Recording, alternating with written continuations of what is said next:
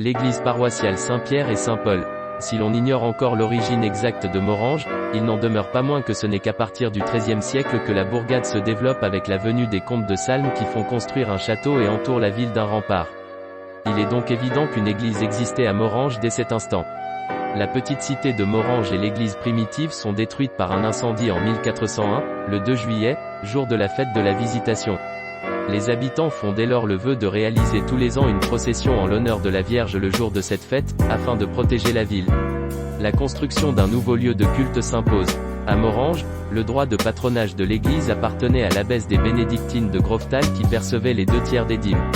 L'abbesse participe donc à la fondation de cette église et établit un contrat de bail entre son abbaye, le prieur des bénédictins d'Innsming et d'autres personnes du diocèse de Trèves en mars 1421.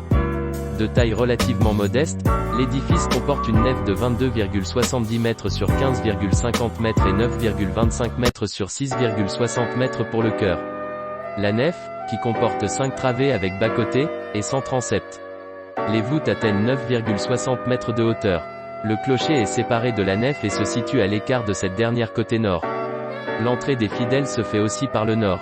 La chapelle des seigneurs, sur la droite du chœur, est munie d'une porte permettant un accès réservé aux comtes et à leurs proches. En 1752, pour faire face à l'accroissement de la population, il est prévu d'agrandir l'église par 2 travées côté ouest. Un nouveau clocher est érigé dans l'axe de la nef, au-dessus de la première travée et est surmonté d'un toit à bulbe. La façade, plutôt sobre, reçoit un portail central qui remplace l'ancienne porte d'entrée côté nord et désormais condamnée. Cette restauration est l'occasion d'installer un nouveau maître-autel de style rocaille et rénover la sacristie située sur la gauche du chœur. Pendant la période révolutionnaire, l'église ne subit que très peu de dommages, le culte est suspendu, les vêtements liturgiques, ornements, vases sacrés mis en sécurité à l'extérieur. L'église n'est pas profanée et les cultes peuvent reprendre en 1801. Les événements de 1870 à 1871 entraînent l'annexion de la Moselle à l'Empire allemand et apportent peu de changements, si ce n'est d'entreprendre des travaux d'assainissement destinés à lutter contre l'humidité du bâtiment. Mais une grande restauration est nécessaire. En 1889, avant le commencement des travaux programmés, une voûte de la nef s'effondre, fracassant bancs et planchers. La grande restauration est entreprise de 1889 à 1911 sous le pastorat de l'abbé Crémé, et confiée au conservateur des monuments historiques Paul Torneau. Ce dernier fait classer l'église en 1889. Paul Torneau apportera à l'édifice de nombreuses modifications tant extérieures qu'intérieures qui nous laisseront de l'église l'image qui est, à quelques détails près, celle de nos jours. L'église est restaurée et décorée dans le style néo-gothique. C'est à cette époque que le grand-duc de Bade fera don de la monumentale chaire à prêcher en pierre sculptée.